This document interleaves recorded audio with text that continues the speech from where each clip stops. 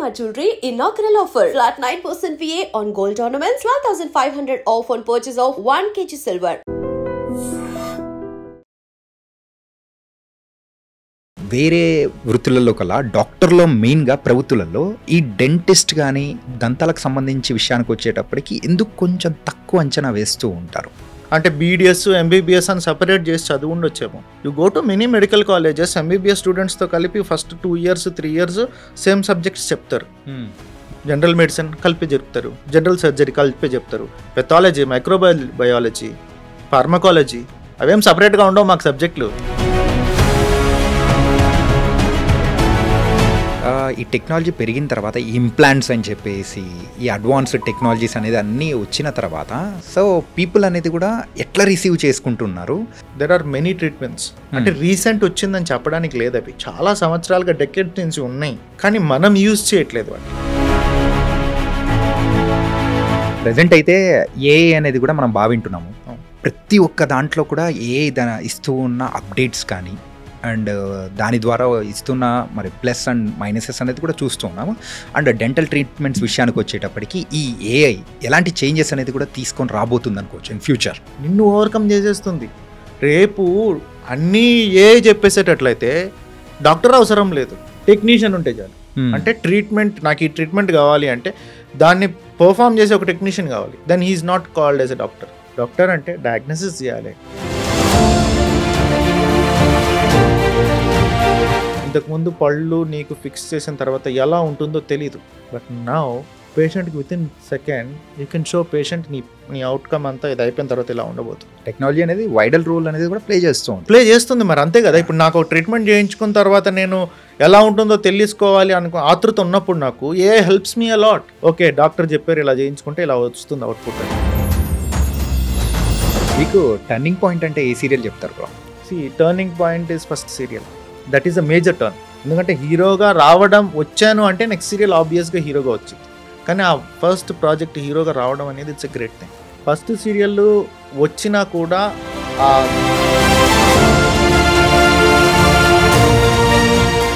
Hi guys, welcome to I dream. నేను మీ Chanakya. Secrets of healthy lifestyle with చాణక్యలో ఈరోజు మనం డిస్కస్ చేయబోయే టాపిక్ ఏంటంటే కంప్లీట్గా డెంటల్.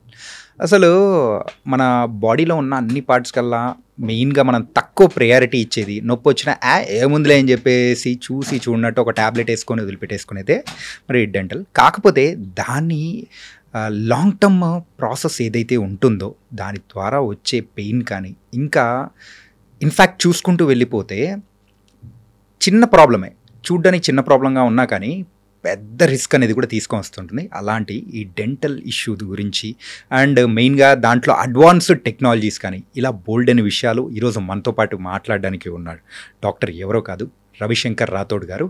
అండ్ ఆయన గురించి చెప్పాలంటే హీఈజ్ ఏ ఆర్టిస్ట్, మరి doctor turned as a artist కదా. సో బోల్డ్ అని సీరియల్స్లో కూడా మన అందరి మధ్యలో కనిపించిన పర్సన్ ఆయన ఇప్పుడు మనతో పాటు కూడా ఈ పాడ్కాస్ట్లో ఉండబోతున్నారు. మరి ఆయనతో మాట్లాడదాం.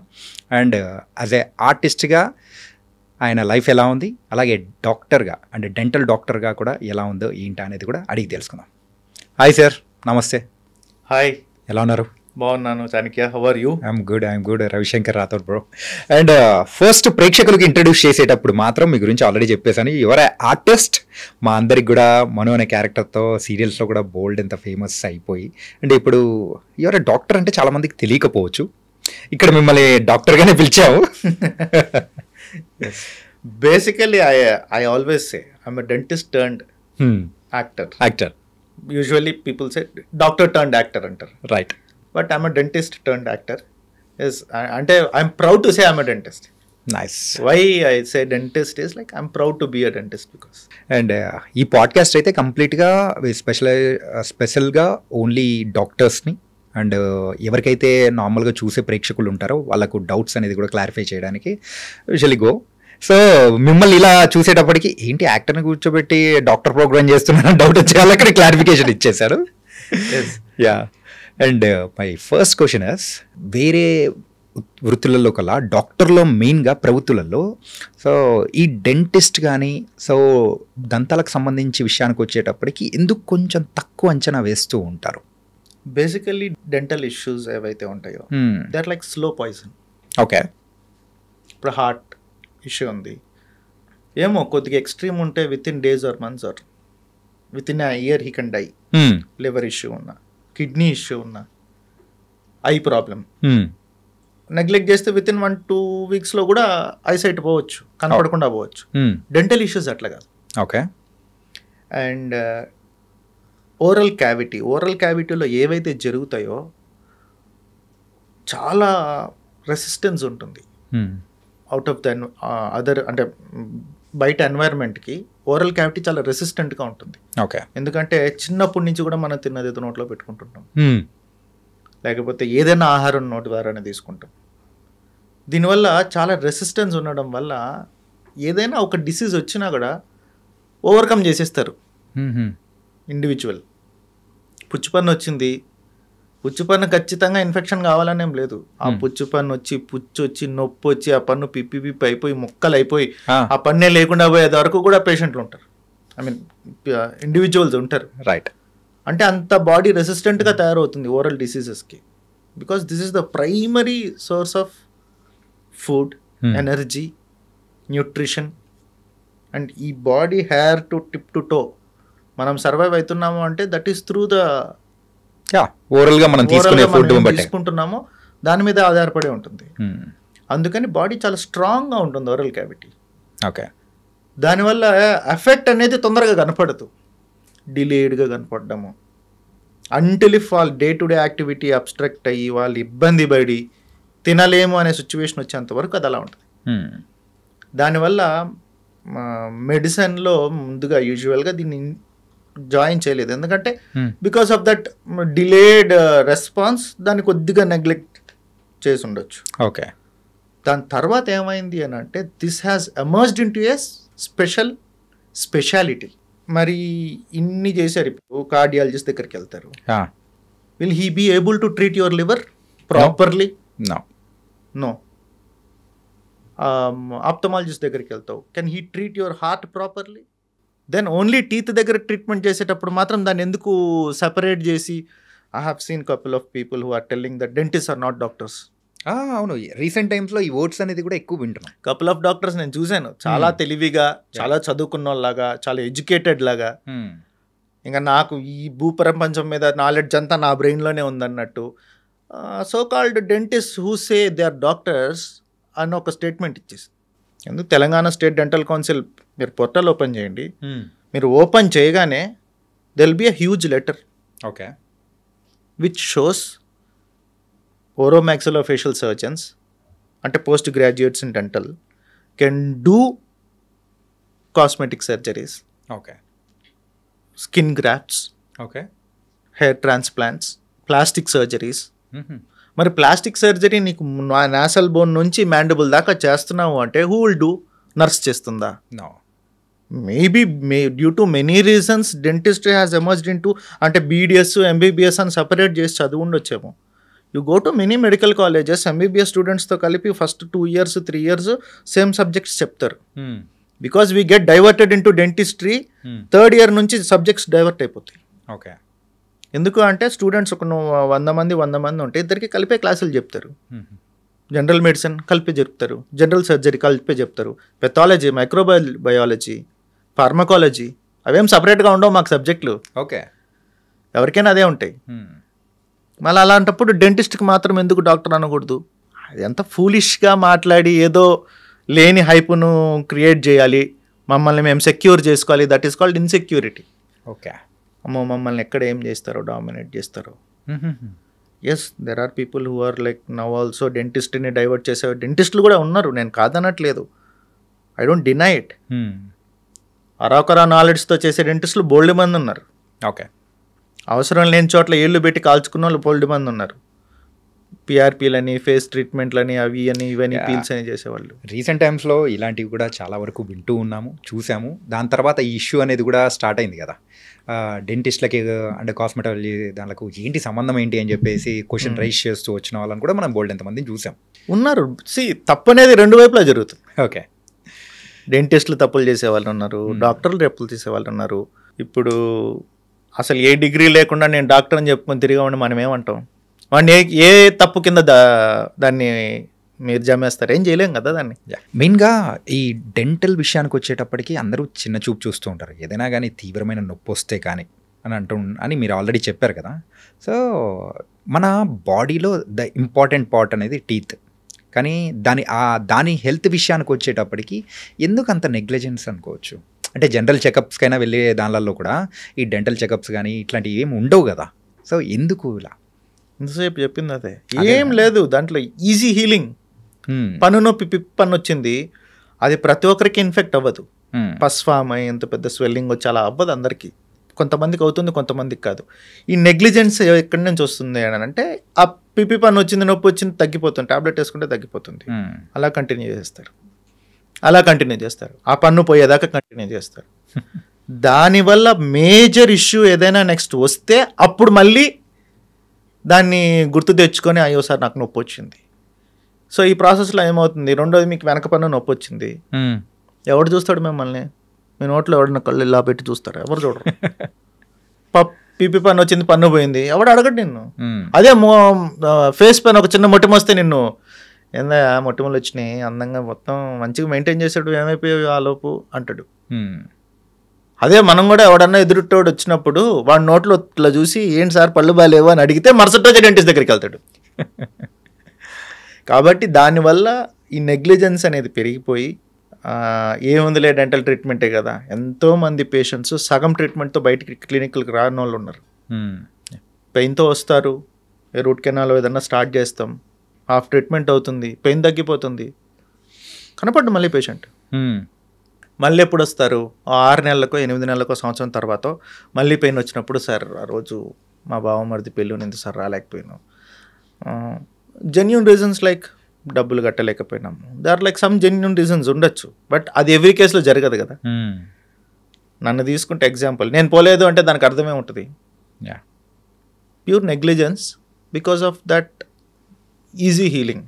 తొందరగా హీల్ అయిపోతుంది, తొందరగా ఇదైపోతుంది. లేదు ప్రతిదీ కూడా చాలా ఎక్స్ట్రీమ్కి వెళ్ళిపోతుంది డెంటల్ ప్రాబ్లం అనేది.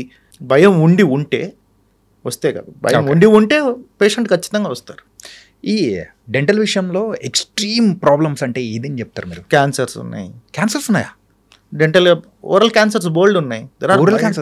Hundreds of cancers in oral cavity, different cancers వస్తాయి పరాగ్ తినడం వల్ల. క్యాన్సర్ సెల్స్లో కూడా different types of cancer cells ఉంటాయి. Based on that, oral cancers are a kind of cancer usually get అంటే దేనివల్ల ప్రొవోక్ అవుతుంది ఆ క్యాన్సర్ అనేది అంటే Pan Parag chewing, Chaini gutka etcetera. Smoking is like directly related to lung cancer, but still it also causes oral cavity problems. ఈ cancers అనేటివే కాకుండా cysts, tumours ఉంటాయి. Cyst tumours ఎందుకు వస్తాయి అని అంటే there is no particular aetiology, because ఇది చేయడం వల్లనే సిస్ట్ ట్యూమర్ వస్తుందని చెప్పడానికి లేదు. A small dental decay might lead to cyst and tumour. Periapical tissue pathologies ఉంటాయి. పెరియాపికల్ పెథాలజీలో గ్రాన్యులోమల్ టిష్యూస్ ఫామ్ అవుతాయి. ఇట్లా రకరకాల అబ్నార్మాలిటీస్ బోల్డ్ ఉన్నాయి. దాని ఏమంటే ఆటో ఇమ్యూన్ డిసీజెస్ కొన్ని వస్తాయి, like abnormal growth of bone, ఒక జా పెద్దదిగా ఉండడం, ఒక జా చిన్నదిగా ఉండడం, bone growths, soft tissue growths. ఇప్పుడు మ్యూకోసిల్ అంటారు. ఇప్పుడు మనం మామూలుగా కొవ్వుగడ్డలు ఇట్లా వస్తాయి, కొవ్వుగడ్డలు లేమన్ వాడుక భాషలో కొవ్వుగడ్డలు అంటాం. బాడీలో అక్కడక్కడ కొంతమందికి గడ్డలు, they are not painful, at the same time they are not infectious. ముట్టుకుంటేనో లేకపోతే అది ఎవరికైనా తగిలితేనో వాళ్ళకి రాదు. It's a deposition of fat tissue. అలాగే మ్యూకోసిల్ అనేది ఒకటి ఉంటుంది. మ్యూకోసిల్స్ అని ఫామ్ అయ్యి ఒక లంప్ లాగా ఫామ్ అవుతుంది అక్కడక్కడ. అది చిన్నదిగా ఉండొచ్చు, పెద్దదిగా ఉండొచ్చు. అవి కూడా ప్రాబ్లమాటిక్. ఖచ్చితంగా ఎవడన్నా చూసినప్పుడు నీకు అబ్నార్మల్గా ఉంటుంది, కొరికేటప్పుడు కొరికేసుకుంటుంటావు, లేకపోతే అది నీకు నీ టీత్కి కానీ నీ డైలీ యాక్టివిటీకి కానీ అబ్స్ట్రక్ట్ చేయొచ్చు, కట్ చేసి తీసేస్తాం. డిపెండ్స్. అలాంటి బోల్డ్ ఉన్నాయి. అందుకనే డెంటిస్ట్ అనేవాడు రూట్ కెనాల్ క్యాప్ దగ్గర ఆగిపోయారు చాలా వరకు. There is a dentistry is beyond route canal and caps. కానీ ఇప్పుడు చూస్తున్న ఎవరికైనా కానీ సగటు జనాలకు ఎవరికైనా కానీ అరే ఏముంది లేరా పోయి పండు నొప్పి వచ్చిందంటే అది మనము రూట్ కెనాల్ చేయించుకొని క్యాప్ వేయించుకుని అంటే అయిపోయి అంతే. ఏదైనా అంటే దాని తర్వాత వచ్చే సివియారిటీస్ గురించి కూడా ఇప్పుడు ఎవరినన్నా టచ్ చేసినా కానీ వాళ్ళకి తెలియదు. సో అది మీలాంటి వాళ్ళు తీసుకొని వస్తేనే బెటర్ అనేది. ఎగ్జాక్ట్లీ. నేను డెంటిస్ట్లకి, నా బ్యాచ్మేట్స్, నా ఫెలో డెంటిస్ట్లకి, నా ఫ్రెండ్స్కి అందరికీ చెప్పేది, we should not stuck with this root canal treatments and dentistry. Root canal dentistry అని నేను పేరు పెట్టి పిలుస్తాను. ఓకే, ఇదే సమస్యతో అన్నారా సార్, నాకు పళ్ళు అందంగా కావాలి సార్, అన్నిటికీ రూట్ కెనాల్ చేయి క్యాప్లు పెట్టు. సార్ పుచ్చు పన్ను పెట్టు, రూట్ కెనాల్ చేయి క్యాప్ పెట్టు. సార్ పళ్ళు వెనక్కి వెళ్ళాలి, రూట్ కెనాల్ చేయి క్యాప్ పెట్టు. వాడికి వచ్చింది రూట్ కెనాల్ క్యాపే, ఇంకేం రాదు. రాదు కాబట్టి వాడు ఇంకో ట్రీట్మెంట్ చేయలేడు, వాడి వల్ల కాదు.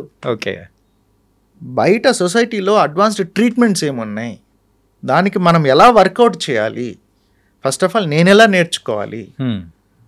Now we are in a society where the technology is leading. Right. AI వచ్చేసింది, 3D ప్రింటింగ్స్ వచ్చేసినాయి. ఒకప్పుడు ఒక పన్ను తయారు చేయాలి అంటే ఓ ముద్ర తీసుకొని ఆ ముద్రని క్యాస్ట్ పోర్ చేసిన దాన్ని ఎక్కడో ట్రాన్స్పోర్ట్లో పెట్టి ఒక ల్యాబ్కి పంపిస్తే వాడు అక్కడ ఒక 5-6 రోజులు తీసుకుని అది మళ్ళీ మన దాకా వచ్చి మన దగ్గర వచ్చిన తర్వాత మళ్ళీ ఫిట్టింగ్ ప్రాబ్లమ్స్ వస్తే మళ్ళీ దానికి ఏదో మార్క్ చేసి పంపిస్తే మళ్ళీ ఒక 2 రోజులు కాడ పంపిస్తాడు. బట్ ఈరోజు అలా కాదు, స్కానర్స్ వచ్చేసినాయి. స్కాన్ చేస్తే అరగంటలో స్కాన్ రెడీ అయిపోతుంది. ఇంకొక గంట మీద క్యాట్ క్యామ్ మీద వర్క్ చేస్తే కరౌనే వచ్చేస్తుంది. Okay, there are clinics who are like practicing in a single day dentistry manner. Okay, ఒక రోజులో నువ్వు పొద్దున వస్తే సాయంత్రం లోపు క్యాప్ పెట్టుకో వెళ్ళిపో. ఉన్నారు అట్లాంటి డెంటిస్టులు చాలామంది. వాళ్ళని చూసుకొని మనం నేర్చుకోవాలి, కానీ అది నా వల్ల కాదులే. ఇప్పుడు టెక్నాలజీ ఇంత అడ్వాన్స్గా డెవలప్ అవుతూ ఉంది, కానీ ఇక్కడ దీని విషయానికి వచ్చేటప్పటికి మాత్రం సేమ్ ఒక రొటీన్ ఫార్ములా అనేది కూడా పాటించడానికి ఏదైనా ఎందుకలా? ఫినాన్స్ అంటే ఎక్కువ అంటే ఇన్వెస్ట్ చేయాలంటే ఇన్వెస్ట్మెంట్స్. ఓకే, నాకంత స్తోమత లేదు, నేను పెట్టుకోలేను, నేను చదివేసా, ఏం చేయాలి నేను? CBCT is costing around about ఒక 15 lakhs నుంచి 50 lakhs దాకా సిబిసిటీస్ ఉన్నాయి. ఓకే, ఇంప్లాంట్స్లో కూడా బోల్డ్ కంపెనీస్ వచ్చేసినాయి. తర్వాత ప్రతి దాంట్లోనూ బ్రాండ్స్ ఉన్నాయి. If you want to go for a brand you have to spend a lot. So ఈ రకంగా అండ్ మెటీరియల్స్లో డిఫరెన్స్ ఉంది. నువ్వు అంటే మన Indian nature of mind set కూడా ఎలా ఉంటుంది అంటే we really don't know what the things are. Like materials గురించి నేను క్వార్ట్జ్ అంటాను, జర్కోనియం అంటాను, సిరామిక్ అంటాను. నీకు అర్థం కావచ్చు కాకపోవచ్చు. దీనిలో 2 things ఉన్నాయి.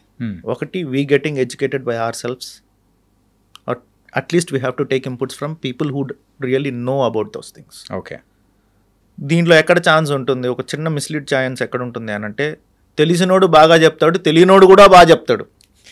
ఆ తెలియనోడు ఎవడు అంటే మోసం చేయాలనుకునేవాడు.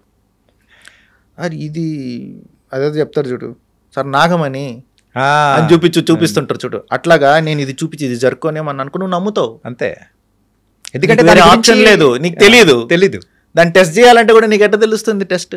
సో ఇక్కడ ఫస్ట్ ఒక పేషెంట్ కానీ ఒక individual who wants to go to a dental treatment, go through a dental treatment should particularly study the doctor or the company. Okay, అంటే ఏ డెంటల్ కంపెనీకి వెళ్ళి, ఏ డెంటల్ హాస్పిటల్కి వెళ్ళి, ఏ డెంటల్ క్లినిక్కి వెళ్ళి నేను చేయించుకోవాలి అనుకుంటున్నప్పుడు how authentic he is, how ethical he is and how skillful he is. ఈ 3 pointsని పెట్టుకుని ఫస్ట్ ఆ కండిషన్స్ని అతను సార్ట్అవుట్ చేసుకోగలిగితే next he can go to okay dental clinic and get it done. అది తెలియకనే people are stuck and confused. Recent టైమ్స్లో ఒకసారి observe చేసుకుంటే ఎప్పుడైతే ఈ రూట్ కెనల్స్ కానీ క్యాప్స్, సో ఇది చాలా ప్రాచుర్యము, అందరికీ అందరికీ అర్థమైపోతుంది ఏముంది ఆ పండు పుచ్చిపోయింది అనేటప్పటికి వెళ్తారు, క్యాప్ వేస్తారు, అయిపోతారని ప్రతి ఒక్కరు చెప్తారు. కానీ ఇది పెరగడానికి మెయిన్ రీజన్ ఏంటి? ఇప్పుడు ఉన్న వాళ్ళు ఎవరు నోరు తెచ్చినా కానీ maximum we can see approximately ఒక 50 to 60%. అంటే బేసికల్లీ ఇంతకు ముందు కూడా ఉండేది, ఐ డోంట్ థింక్ సో. ఇప్పుడే అంటే పర్సంటేజ్ వైజ్ అనేది పెరిగింది కదా? పర్సంటేజ్ అయితే ఆబ్వియస్గా పెరిగింది. ఎందుకనంటే there are lot of changes in food habits. ఇప్పుడు నా చిన్న వయసులో నాకు తెలిసిన most carbohydrated bakery item is bun, cake. Bun, cake, ఈ రెండే. అంతకుమించి అక్కడికి పోతే కేక్లోనే pineapple cake, apple cake, strawberry cake, అవన్నీ కేకులు ఉండేవే కానీ దానిలో వేసే ఎసెన్స్ మారిద్దేమో కానీ కేక్ పెద్దగా మారదు. స్ట్రాబెర్రీ అంటే ఏ రెడ్ కలర్లోనూ, మ్యాంగో అంటే ఎల్లో కలర్లోనూ ఉంటుందే కానీ ఇంకా వేరే చేంజెస్ ఏమి ఉండవు. బన్ అంటే bun, cream bun, chocolate cream bun, ఇంకా ఏ బన్నులే. ఇప్పుడు అట్లా కాదు, కేక్స్ దాంట్లో different types of cakes, cookies, chocos etcetera etcetera changes వచ్చేసినాయి. Because many western food items వచ్చేయడం, ప్లస్ ఒక దేశం ఫుడ్ ఐటమ్సే కాదు, అన్ని రకాల దేశాల ఫుడ్ ఐటమ్స్ అన్ని దేశాల్లోనూ ఉంటాయి.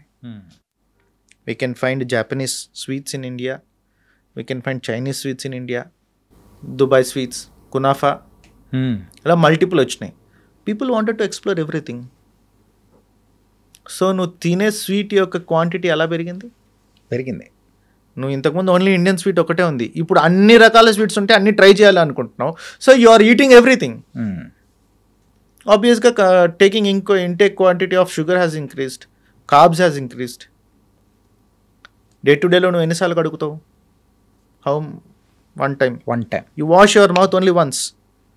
చాలా వరకు తిన్న వెంటనే మనం గార్గులు చేస్తామా? కొంతమంది చేస్తారు, కొంతమంది చేస్తారు. సో బేస్డ్ ఆన్ దట్ ఖచ్చితంగా అయితే the people should know and study about their own food habits. Dentist చెప్తే రాదు అది. చిన్న వయసులో అంటే మేనేజ్ చేస్తావు, ఒక పన్ను పైన 2 పళ్ళు పైన. ఆ పెయిన్ ఎవరికి తెలుస్తుంది అంటే 60 ఏళ్ళు దాటిన తర్వాత తెలుస్తుంది. నువ్వు ఫుడ్ ఇంటేక్ చేస్తున్న బాడీ యాక్సెప్ట్ చేయదు. అన్నీ తినాలన్న కోరిక చనిపోయి ఉంటుంది. తిందాము అంటే మేబీ ఫినాన్షియల్లీ కూడా ఉండకపోవచ్చు, రకరకాల రీజన్స్తో ఉండొచ్చు, హెల్త్ కాంప్రమైజ్డ్ అయిపోయి ఉంటుంది. అప్పుడు నీ పళ్ళు కూడా లేవనుకో, తినాల్సిన ఆ కొద్ది కూడా తినవు. ఆబ్వియస్లీ నువ్వు 10 ఏళ్ళు బతకాల్సింది 5 ఏళ్ళు బతక. ఇప్పుడు డాక్టర్స్ చెప్పినది ప్రతి ఒక్కటి మనం చక్కగా పాటిస్తూ, సో డైలీ 2 times వాష్ కానీ, సో ఎప్పటికప్పుడు మనం గార్గిల్ చేసుకుంటూ ఇట్లా అంతా హ్యాపీగా మన లైఫ్ని లీడ్ చేసుకుంటూ వచ్చామంటే ఈ పండ్లను మనం ఎన్ని సంవత్సరాలు కాపాడుకోవచ్చు అప్రాక్సిమేట్లీ యావరేజ్గా మీరు చెప్పండి? అట్లానే ఏం లేదు. చాలామంది నా దగ్గర పేషెంట్స్ వచ్చేవాళ్ళు కూడా నేను డైలీ 2 వాష్ చేసుకుంటాము ప్రతిదీ అంటారు. కొంతమంది పళ్ళే కూడా ఆడపళ్ళు కూడా బాగానే ఉంటాయి. It's all about genetics. Oral క్యావిటీలో మన ఫ్లూయిడ్స్ ఏమాత్రం మనల్ని రెసిస్టెంట్గా చేస్తున్నాయా ఏంటని. But 98% if you maintain oral hygiene they will survive ఖచ్చితంగా. నీకు రావాల్సింది కూడా కొన్ని అవాయిడ్ చేసినట్టే లెక్క. కొన్ని కేసెస్లో ఎట్లా ఉంటుందంటే ఎక్స్ట్రా కాషియస్గా ఉండాల్సి ఉంటుంది. అంటే నువ్వు ఎంత తిన్నా కూడా తొందరగా పుచ్చిపళ్ళు వస్తుంటాయి, 1కి 4 పళ్ళు పుచ్చిపోతుంటాయి. నేను స్వీట్స్ తింటాను, నాకు ఒక పుచ్చిపన లేదు. బట్ కొంతమంది నాకంటే తక్కువ తినే వాళ్ళు కూడా పుచ్చిపళ్ళు వస్తుంది. It's all about the enzymes in the mouth. అవి ఎలా నీ మీద యాక్ట్ చేస్తున్నాయనే బట్టి body to body difference, individual to individual ఖచ్చితంగా మారిపోతూ ఉంటుంది. You can only tell it on a basis of percentage. మంచిగా ఓరల్ హైజీన్ పెట్టుకున్నావా 98% your in safe zone. Oral hygiene బాగాలేదా 95% your in a bad zone where some day or that day you will lose a tooth or you will get a tooth decay. ఖచ్చితంగా ఆ chair ఎక్కాల్సిందే. తీసుకోవాల్సిందే. ఆ sound వచ్చినప్పుడు తెలిసింది, sign అని ఒక sound వచ్చినప్పుడు ఆడికి అప్పుడు పెయిన్ గుర్తొచ్చింది. అంటే ఈ టెక్నాలజీ పెరిగింది అని దాని గురించి మనం మాట్లాడుకున్నాం కదా. ఈ టెక్నాలజీ పెరిగిన తర్వాత ఈ ఇంప్లాంట్స్ అని చెప్పేసి ఈ అడ్వాన్స్డ్ టెక్నాలజీస్ అనేది అన్నీ వచ్చిన తర్వాత సో పీపుల్ అనేది కూడా ఎట్లా రిసీవ్ చేసుకుంటున్నారు అండ్ దాని గురించి యాజ్ ఏ డెంటిస్ట్గా మీరు ఎలాంటి అవగాహన అనేది కూడా ఇస్తున్నారు? Recent advances in dentistry there are many treatments. అంటే రీసెంట్ వచ్చిందని చెప్పడానికి లేదు, అవి చాలా సంవత్సరాలుగా డెకేడ్స్ నుంచి ఉన్నాయి, కానీ మనం యూజ్ చేయట్లేదు వాటిని. ఒక రకంగా చెప్తాను, ఇప్పుడు డెంటల్ ఓరల్ స్కానర్స్ వచ్చేసినాయి. Oral scanners they scan the oral cavity, అంటే ఫిజికల్గా. It's not about a disease ఉంది ఏంటి. ఇంతకుముందు ముద్ర తీస్తూ ఉన్నాం, ఇప్పుడు ముద్ర తీయాల్సిన అవసరం లేదు, స్కానర్ వచ్చేసింది, స్కాన్ చేసేస్తే 2 నిమిషాల్లో సాఫ్ట్వేర్ కింద కన్వర్ట్ అయిపోతే సాఫ్ట్వేర్ వెళ్ళిపోతుంది CAT CAMకి. That is from 1983. అయితే మన దగ్గర ఇంప్లిమెంటేషన్ రావడానికి కోసం దాంట్లో రకరకాల మార్పులు వచ్చినాయి. అండ్ అది ఇండియాకి వచ్చేసరికి, ఇండియాకి రావాలి అంటే ఫస్ట్ ఆఫ్ ఆల్ దాని ప్రైస్ వాల్యూ అనేది తగ్గాలి. తగ్గకపోతే ఇండియాకి వచ్చేసరికి మనకున్న ఎకనామికల్ స్ట్రక్చర్కి it is not suitable for this Indian circumstances. ఇప్పుడు వచ్చేసినాయి, you can buy it from 8 lakhs to 30 lakhs. So based on that ఈ అడ్వాన్సెస్ అన్నీ వచ్చేసరికి dentist have become little easier. Easier means advanced అంతే. అడ్వాన్స్డ్ 10 రోజుల్లో నువ్వు building కట్టగలుగుతున్నావు అంటే when you have a good equipment and advanced equipment 10 రోజుల్లో building కడతావు. సంవత్సరాల తరబడి కట్టగలుగుతున్నావు అని అంటే you are lacking somewhere in something అని. దాన్ని ఇంప్రూవ్ చేసుకోవడం means that is what advancement is. Okay. So అలా ఇంప్లాంట్స్ వచ్చినాయి. ఒకప్పుడు పన్ను పోతే పెట్టే ఆప్షన్ లేకుండా ఉండే, తీసి పెట్టుకునే పళ్ళు లేదా క్యాప్లు. అవును, ఇప్పుడు కూడా క్యాప్లే ఉంది, పరిస్థితి చాలా వరకు అదే ఉంది. దాంట్లో ఇంప్లాంట్స్ ఎలా వేయాలి, ఒకప్పుడు గోల్డ్ యూస్ చేసేవాళ్ళు ఇంప్లాంట్కి. Okay. Because gold is a bio అవైలబుల్గా ఉండే ఒక material, like it is easy, body accept చేసేస్తుంది. ఓకే. ఆ తర్వాత మారిపోయింది. There are many medical grade materials which are suitable for implants. దాంట్లో టెక్నిక్స్, దాంట్లో shapes, which shape is good. Osseointegration అని ఒకటి జరగాలి. అంటే ఇంప్లాంట్ పెట్టిన తర్వాత ఆ ఇంప్లాంట్ అనేది బోన్కి బాగా బైండ్ అవ్వాలి.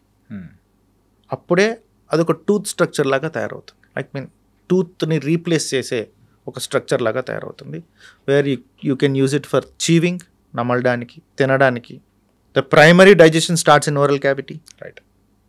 సో అది నమిలి తినగలిగితే మొదటగా అక్కడి నుంచి మొదలవుతుంది డైజెషన్. అన్నప్పుడు ఎంత స్ట్రాంగ్గా ఉండాలి టూత్? స్ట్రాంగ్గా ఉండాలంటే ఇంప్లాంట్ స్ట్రాంగ్గా ఉండాలి. దాని మీద రీసెర్చెస్ జరిగి కొత్త అడ్వాన్సెస్ వచ్చి, కొత్త మెటీరియల్స్ వచ్చి, now there are hundreds of materials which are used for implants. Okay. So patient దగ్గరకు వచ్చేసరికి దాన్ని ఎకనామికల్గా చేయడం అనేది బేసిక్గా dentist task. How far we make the implants economical to the patient so that they will choose implants for that. Okay. Expensive అని అవే రేట్లు పెంచుకుంటూ పోతే అప్పటికీ అవ్వదు. అది అట్లే ఉండిపోతుంది తప్ప. పెట్టుకునే వాళ్ళు పెట్టుకుంటుంటారు, సంపాదించేవాడు పెట్టుకుంటుంటాడు, లేనివాడు వదిలేస్తూనే ఉంటాడు. అలా కాదు, మనం సొసైటీకి దాన్ని ఈజీగా అవైలబుల్ చేసే విధంగా మనం చేయాలి. అలాగే డెంటిస్ట్స్ ఏం చేయాలి, ఎలా చేయాలి అనేది we should decide. Some people are doing it. Okay. అలాగే టూత్ కరెక్షన్ దాని గురించి మనం మాట్లాడుకున్నామా? సో ఏంటంటే చిన్నపిల్లల్లో మనం ఎత్తు పండ్లు అండ్ చిన్నప్పుడు మనం చూసేవాళ్ళం పండ్లకు కంచె వేసేవాళ్ళు అని చెప్పేసి. కానీ రీసెంట్ టైమ్స్లో అడ్వాన్స్డ్ టెక్నాలజీస్ వల్ల సో అది కూడా కొంచెం మినిమలైజ్ అయిపోతూ వస్తుంది కదా, ఆ కైండ్ ఆఫ్ థింగ్ అనేది. కానీ దాన్ని ట్రీట్ చేసే విధానం అనేది కానీ అలైనర్స్ వచ్చేసాయి. ఎగ్జాక్ట్లీ. యా. సో మార్కెట్లో బాగా విస్తృతంగా పోతున్న పేరు aligners. So the physics of both the things is same maximum, కానీ డెలివర్ చేసే ప్రాసెస్ మారిపోయింది. బ్రేసెస్లో చాలా రకాలు ఉన్నాయి. Steel braces, ceramic, self ligating అంటారు. సెల్ఫ్ లైగేటింగ్లో రబ్బర్ బ్యాండ్స్ అవి తక్కువ వేస్తాము, బ్యాండ్స్ కనపడవు, నీకు సింపుల్గా ఉంటుంది అంటారు. సిరామిక్ వేసుకుంటే తెల్లగా ఉంటే నీ పళ్ళలో కలిసిపోతాయి. స్టీల్ బ్రేసెస్ అంటే ఎకనామికల్, ఈజీగా అయిపోతుంది. ఒకప్పుడు స్టీల్ బ్రేసెస్ ఎక్స్పెన్సివ్, ఇప్పుడు స్టీల్ బ్రేసెస్ చీప్. ఎందుకంటే రకాలు వచ్చేసినాయి కదా, సిరామిక్ వచ్చేసింది, సెల్ఫ్ లైగేటింగ్ వచ్చేసింది, అలైనర్స్ వచ్చేసింది. Some clinics are not at all prescribing any braces, direct aligners. గమనండి, ఎవరు వాడుతున్నాడు, వేస్ట్ బ్రేసెస్. అలైనర్స్ చేసుకుని 2 లక్షలే అంటున్నారు. Yes, true, they are very good. ఇక్కడ ఏమవుతుంది అంటే the dynamics are same. As I said, the process of making them or delivering them is different. Aligners ఉన్నాయి, అలైనర్స్ వేసుకుంటే you know need to come to clinic every month. Okay, that is a positive thing. But అది నీకు జనాలకు అర్థం అవ్వాలి అని అంటే when it is under a particular budget where it is suitable for everyone to go for it, then it is going to be get advanced in India. Okay, cost తగ్గించడం, cost cutting అనేది కాదు, we have to work on it. మనం ఏం చేస్తామంటే ఏదన్నా కొత్త technology వచ్చిందంటే దాన్ని తీసుకోపోయి పైన ఎక్కడో పెడతాం, చాలా ఎక్స్పెన్సివ్ కేటగిరీలో పెట్టేస్తాం. అడ్వాన్స్డ్ సార్ ఇది, దీన్ని ఎక్స్పెన్సివ్గా చేయాలి sir. And some people are like, 2 mind sets ఉంటాయి డెంటిస్ట్లకి. ఓకే, ఒకటి ఎక్స్పెన్సివ్ అయినా పర్వాలేదు, దాన్ని నేను ఎక్స్టెన్సివ్గా చేసి దానికి కాస్ట్ కటింగ్ చేసి పీపుల్కి అవైలబుల్గా చేస్తాను అనేది ఒక రకం. రెండోది అసలు ఎక్స్పెన్సివ్ ఎందుకు వేయాలి, నాకెందుకు ఖర్చు, ఉన్నదాన్ని చేసుకుంటుంటూ పోతాను, నాకు ఏది తక్కువ ఖర్చు ఉంటే అది చేసుకుంటా, పేషెంటే కదా సఫర్ అవుతాడు అనే రకమైన మైండ్ సెట్. ఈ 2 కేటగిరీస్లో మీరు చెప్పిన ఫస్ట్ వన్ వచ్చి 10% ఉంటే సెకండ్ వన్ వచ్చి 90% ఉంటారా? 90% వాళ్ళే ఉన్నారు కదా, వాళ్ళే ఉన్నారు. That is what I say. Braces ఇప్పుడు టూత్ అలైన్మెంట్కి మల్టిపుల్ ట్రీట్మెంట్స్ ఉన్నాయి. నీకు ఇమీడియట్గా కావాలా? ఇప్పుడు అలైన్మెంటే కాదు, పళ్ళు బాగోలేవు అనుకోండి, పగుళ్ళు ఉన్నాయి, చిప్పింగ్ ఉన్నాయి, కొద్దిగా మైనర్ చేంజెస్, ఒకదానికి చాలా చేంజెస్ ఉన్నాయి, where they can be corrected. పళ్ళు అలైన్మెంట్లో ఉంటాయి, కానీ చాలా రకాల డిఫార్మిటీస్ ఉండొచ్చు. వాటికి వెనియర్స్ అనే ఒక ప్రాసెస్ ఉంది.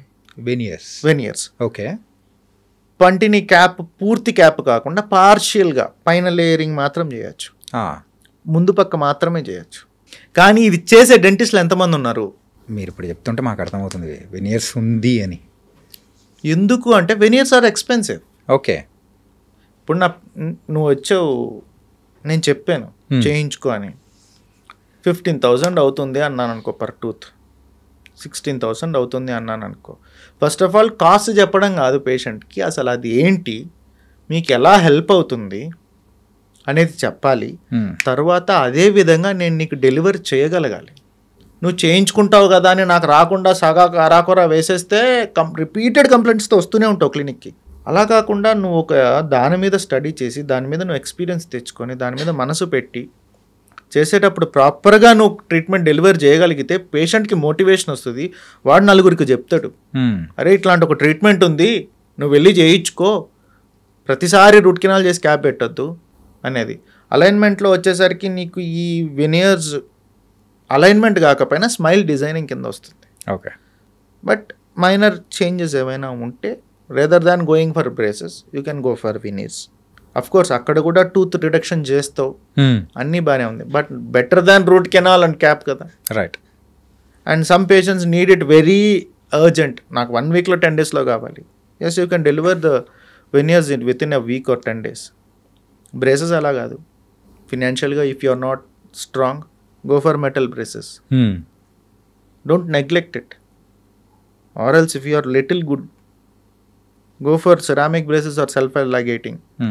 If you are financially good and you have multiple reasons, నీకు బయటికి వెళ్ళినప్పుడు నాకు అది కనపడకూడదు, నేను సోషల్గా ఎక్కువగా తిరుగుతూ ఉంటాను, నాకు రిమూవబుల్ కావాలి, అలైనర్స్కి వెళ్ళు.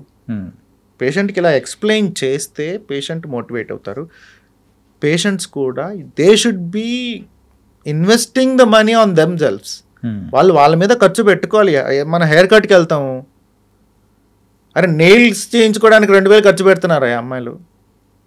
నెయిల్స్ పర్మనెంట్ నెయిల్స్ అవి కాదు, దట్ టెంపరీ. నువ్వు 2,000 కాదు 10,000 ఖర్చు పెట్టి nail cannot be a permanent thing. When you can able to spend 2,000 on your nails, why can't you spend 10,000 on your teeth? నువ్వు అందంగా కనబడితే చాలా, ఎదుటోడు వచ్చి మాట్లాడగానే గుప్పని మంచి స్మెల్ కొడితే బాగుంటుందా? బాగుంటుంది. వాళ్ళను మన డెంటిస్టులు సగం నేర్పిస్తే వాళ్ళు కూడా సెల్ఫ్ మోటివేట్ అవుతారు. అవ్వాలి. అంటే లాస్ట్ ఫ్యూ ఇయర్స్గా అబ్జర్వ్ చేసుకుంటే ఒక స్టాటిస్టిక్స్ ప్రకారము ఈ అలైనర్స్, టూత్ అలైనర్స్ యొక్క మార్కెట్ అనేది కూడా 500 crores నుంచి 1,000 crores అనేది కూడా running year by year. So ఏంటి ఇంత ర్యాపిడ్ గ్రోత్ అనేది కూడా ఉందా? బికాస్ ఆఫ్ అంటే ఈ మెటల్ బ్రేసెస్, సిరామిక్ బ్రేసెస్తో కంపేర్ చేసుకుంటే it's very good. Side effects ఏమి ఉండవా?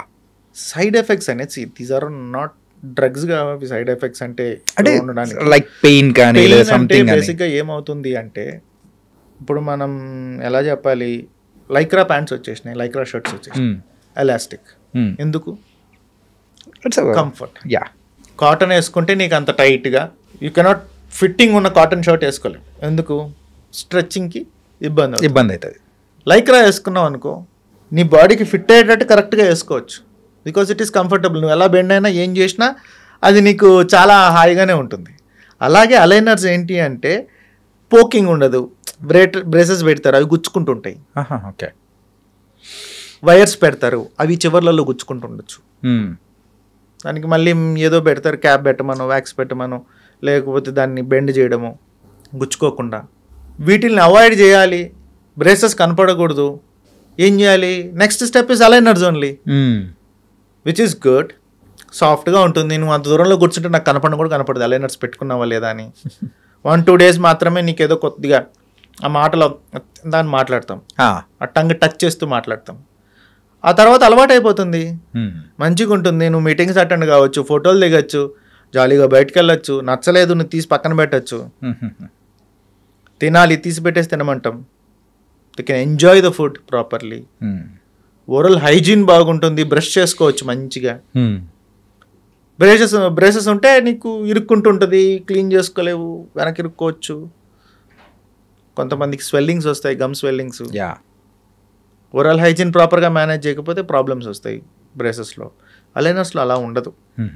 Comparatively if you come to the point of side effects, little bit 50% less ఉంటుంది.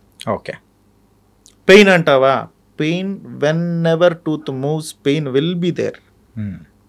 But the degree of pain changes. Painful ఎంత తొందరగా అది subside అవుతుంది. ఎప్పుడైనా టూత్ మూమెంట్కి టూత్ని యాక్టివేట్ చేసిన 1-2 days పెయిన్ ఉంటుంది, ఆ తర్వాత పెయిన్ ఉండదు. ఓకే.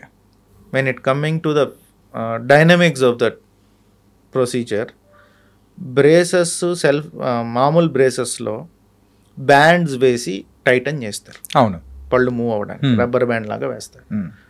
ఆ బ్యాండ్ 1-2-3-4 days గడవగానే the elasticity of the band will reduce.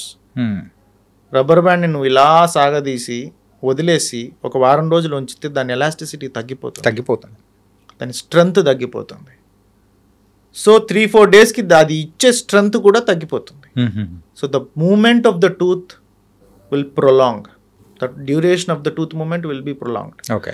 But అలైనర్స్లో వచ్చేసరికి ఆ స్టిఫ్నెస్ అనేది కొద్దిగా ఎక్కువగా ఉంటుంది. Because it is not elastic, it is something rigid, fixed.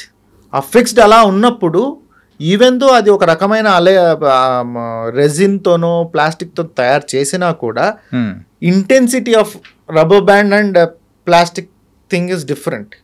So ఆ ఫోర్స్ అనేది కాన్స్టెంట్గా త్రూఅవుట్ 15 days ఏదైతే నువ్వు వాడతావో కాన్స్టెంట్గా ఉంటుంది. For suppose 40 newtons of pressure ఒక టూత్ మీద పెట్టారు అనుకో, ఆ ప్రెషరు మోస్ట్ ప్రాబబ్లీ 38-36 దగ్గర ఆగిపోతుంది ఎండ్ ఆఫ్ 15 days. బట్ ఎలాస్టిసిటీలో అంటే రబ్బర్ బ్యాండ్లు అలా కాదు, 40 పెడితే నువ్వు అల్టిమేట్గా 15 రోజులు అవగానే 20కో 10కో పడిపోయి తగ్గిపోతూ వస్తుంటుంది కదా ఆటోమేటిక్గా. అలాగా దానివల్ల అలైనర్స్ అనేది అగ్రెసివ్గా మార్కెట్లో వెళ్తోంది అని అంటే because of these reasons. Okay. అంటే రీసెంట్గా మనం వింటూ ఉన్నది కూడా టూత్ వైట్నింగ్ అనే దాని గురించి కూడా వింటూ ఉన్నాం. టూత్ వైట్నింగ్ అనేది దాని మీద అయితే కొంచెం మిక్స్డ్ టాక్ అనేది కూడా వినిపిస్తూ ఉంది. నేను విన్నాను పర్సనల్గా, I have to say something. ఎంతవరకు కరెక్ట్ అని అంటారు మీరు? టూత్ వైటనింగ్లో నీకు ఫన్నీ థింగ్ ఒకటి చెప్పాను. నేను వీడియోస్ కంప్లీట్ చేసిన తర్వాత టూత్ వైటనింగ్ అంటే ఏం లేదు, oxidising the tooth. Okay. Oxidising the tooth will give you a brighter look of a tooth. Bleaching powder వేస్తే కూడా మనం బట్టల మీద వాటి మీద బ్లీచింగ్ పౌడర్ వేస్తే ఎందుకు తెల్లగా అవుతాయి అంటే అదే ఇట్ విల్ ఆక్సిడైజ్ ఇట్. నేను కొంతమంది డెంటిస్టులు నేను చెప్తా, concentrated HCl, hydrochloric acid.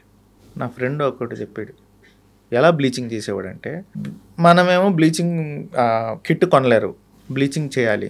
Unethical practice ఏం చేయొచ్చు అంటే, ఒక చిన్న డాపెంటిష్ లాంటిది ఒక చిన్న కంటైనర్ ఉంటుంది, దాంట్లో 4 drops ఆఫ్ కాన్సన్ట్రేటెడ్ HCl, అంటే చర్మం మీద పడితే బొక్కడిపోద్ది, ఇక్కడికి ఇక్కడ పడితే హోల్ పడిపోతుంది నీకు.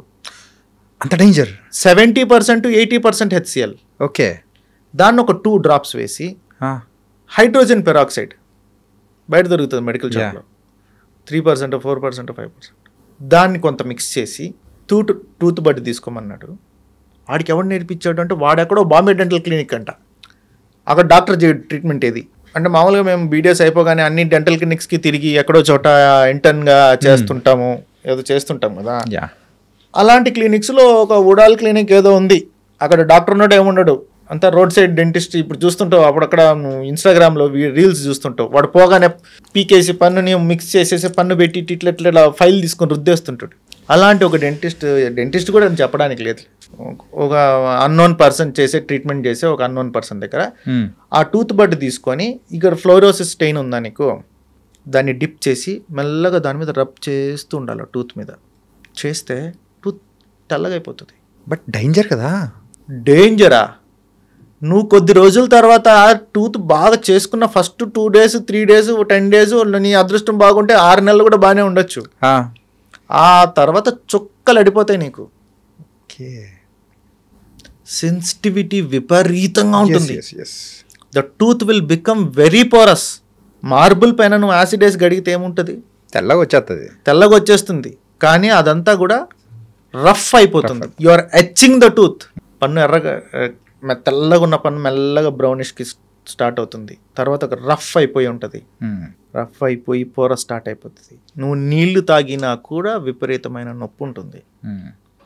నేను విన్నది ఏంటంటే, సో ఆ పండి పైన ఉన్న వైట్నింగ్ చేయడం కోసం మొత్తం చేసినప్పుడు ఆ పైన ఉన్న క్యావిటీ మొత్తం పోతుంది, అది సెన్సిటివిటీ అనేది వచ్చేస్తుంది.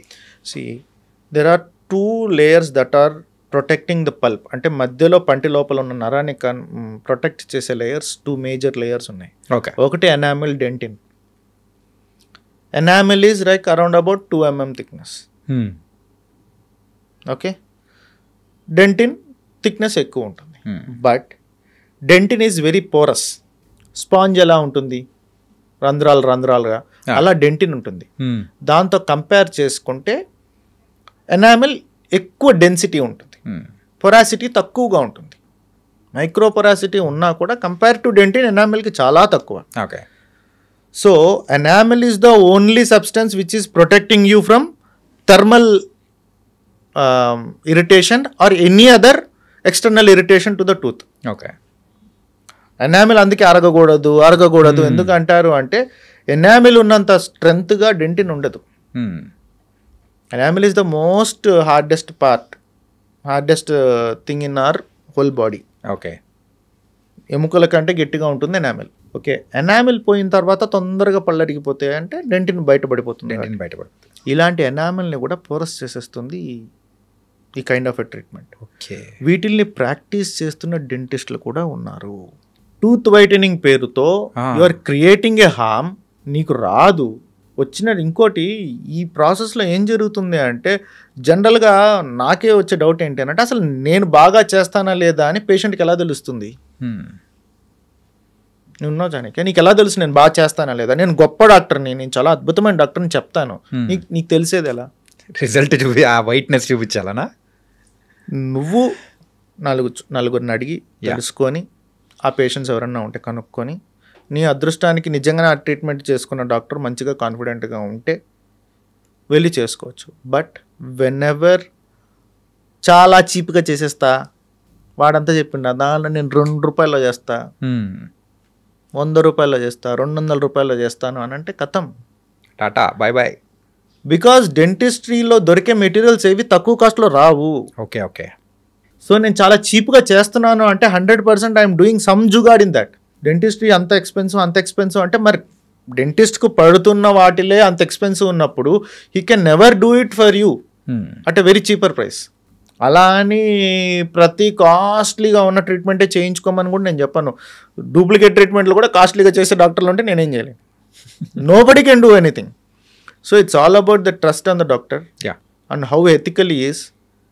When you're going to a dentist, study about him, ask couple of people about him. If you know him very well, go for him, go for an appointment. And the most important thing in dentistry is take a second opinion. But dental విషయంలో second opinion తీసుకునే persons చాలా తక్కువ మంది ఉంటారు కదా. ఉంటారు, చాలా తక్కువ మంది. ఎప్పుడు చెప్పు, ఏదైనా చార్జెస్ చేసినప్పుడు ₹1,00,000 ట్రీట్మెంట్ వేసినాం అనుకో, అప్పుడు పోతాడు వేరే డెంటిస్ట్ దగ్గరికి. సార్ ఆ డాక్టర్ దగ్గరికి పోతే ₹1,00,000 చెప్పాడు సార్. ఇప్పుడు పోగానే ఇదేదో బాగుంది, మంచిగా వ్యవహారం బాగుందని 80,000కే వచ్చిద్దామా, ఎందుకు ₹1,00,000 చెప్పాడు నీకు?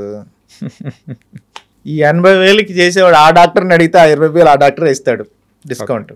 ఇది క్యాష్ చేసుకోవడానికి చేసేస్తాడు. వీడికి వచ్చో రాదో, లేకపోతే కన్సల్టెంట్ని పిలిపించి చేయిస్తాడో, ఆ కన్సల్టెంట్ వచ్చేవాడైనా మంచిగా ఉన్నాడో లేదో, వీళ్ళు ఏం చేస్తారు, ఆ డాక్టర్ మంచోడో కాదో, ఒక్కొక్కసారి అదృష్టానికి నీకు వేరే డాక్టర్ దగ్గరికి వెళ్ళి 80,000కి మంచి ట్రీట్మెంట్ జరిగితే your good lucky, say it is okay.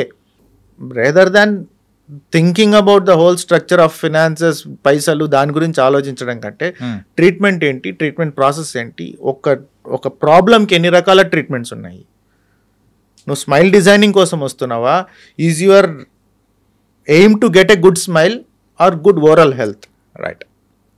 ఆరోగ్యమైన పళ్ళు ఉండడం ఒక సెక్టరు, అందంగా కనపడే పళ్ళు ఒక సెక్టర్. రెండింటిని కంబైన్ చేయొచ్చు కూడా, కానీ నీ ఇంటెన్షన్ ఏంటి, that you have to make clear. Okay okay, నీ పళ్ళు బాగున్నాయి, ఇంకా అందంగా తయారు కావాలా, that comes under cosmetic dentals. నీకు ఏదో ప్రాబ్లం ఉంది, ఏదో సార్ట్అవుట్ చేసుకోవాలి, that under pathology of dentistry. Pathological ఆస్పెక్ట్లోకి వచ్చినప్పుడు ట్రీట్మెంట్స్ మారిపోతాయి, కాస్మెటిక్ ఆస్పెక్ట్లోకి వచ్చినప్పుడు ట్రీట్మెంట్స్ మారిపోతాయి. ఓకే, ఒకసారి అడగండి, డాక్టర్ని అడగండి, ఇంకో సెకండ్ ఒపీనియన్ తీసుకోండి, ఆ డాక్టర్ ఏం చెప్తాడు అడగండి, అదర్ ట్రీట్మెంట్స్ ఏమున్నాయో అడగండి. What is the difference?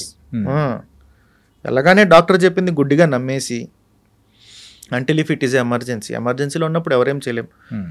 What ever he has to he tells, you have to accept it and you have to get it. And so చాలామంది డౌట్ అనేది కూడా ఉంటుంది, ఏంటంటే మనం మార్నింగ్ యూజ్ చేసే ఆ టూత్ పేస్ట్ ఉంటుంది చూసారా, కొంతమంది అయితే బ్రష్ ఇంత లెంత్ ఉంటే మొత్తం పెట్టేసుకుంటుంటారు, ఇంకొంతమంది అయితే డాక్టర్స్ హాఫే పెట్టుకొని సరిపోతుంది అని అంటారు.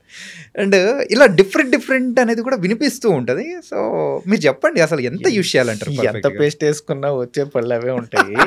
కాదు అంటే అది డ్యామేజ్ అవ్వకూడదు కదా, అంటే ఇప్పుడు పేస్ట్ అనేది కూడా ఇట్స్ ఎ కెమికల్, యా, అది టూ మచ్ అనేది కూడా మన పండ్లకు కూడా డ్యామేజ్ అనేది కూడా తెస్తుంది కదా. Anyhow whenever you use a paste you spit it out. సబ్బు ఎంత వాడాలి, ఎవడో చెప్పడు దానికి answer.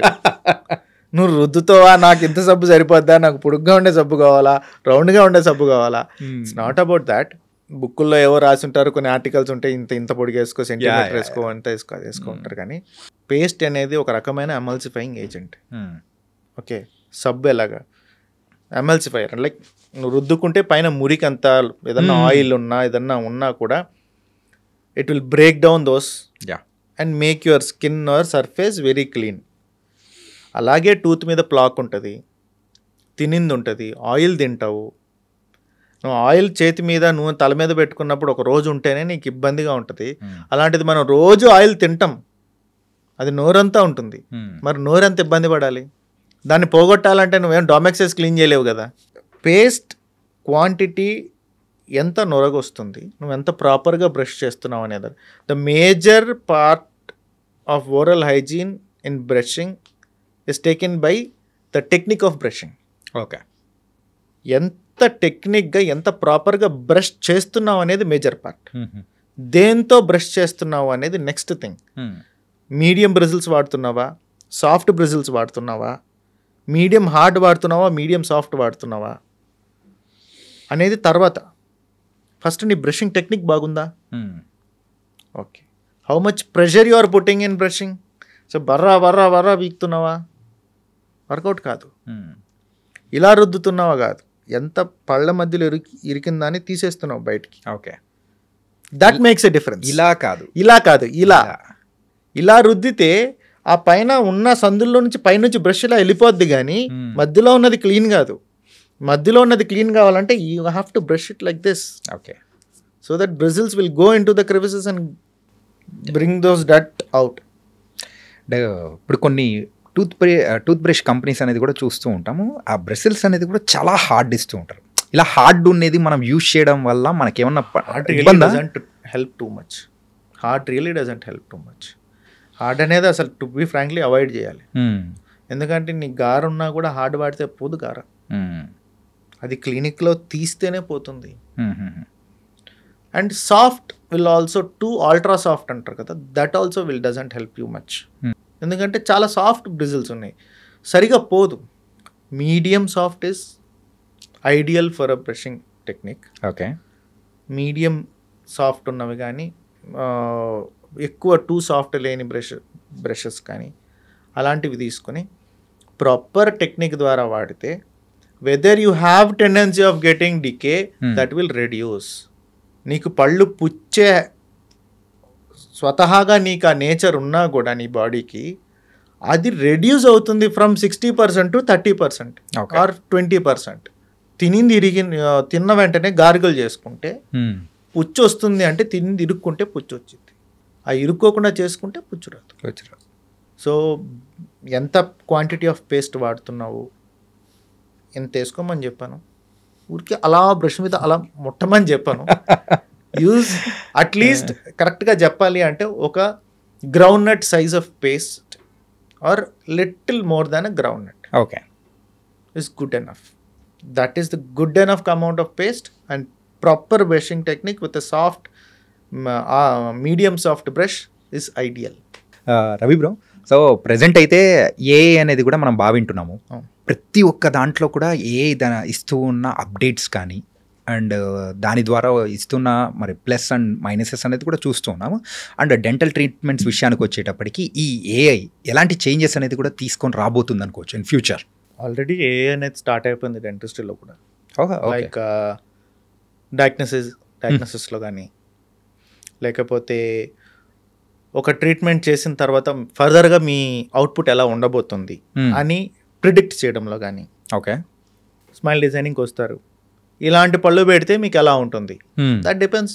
With the help of AI you can show the patient ఇలా ఉండబోతుంది మ్యాక్సిమం మీ పళ్ళు, ఓకే, మీ అపియరెన్స్ కానీ or also your outcome, your facial profile ఎలా చేంజ్ అవ్వబోతుంది అనేది ఏఐ ద్వారా చూపించవచ్చు.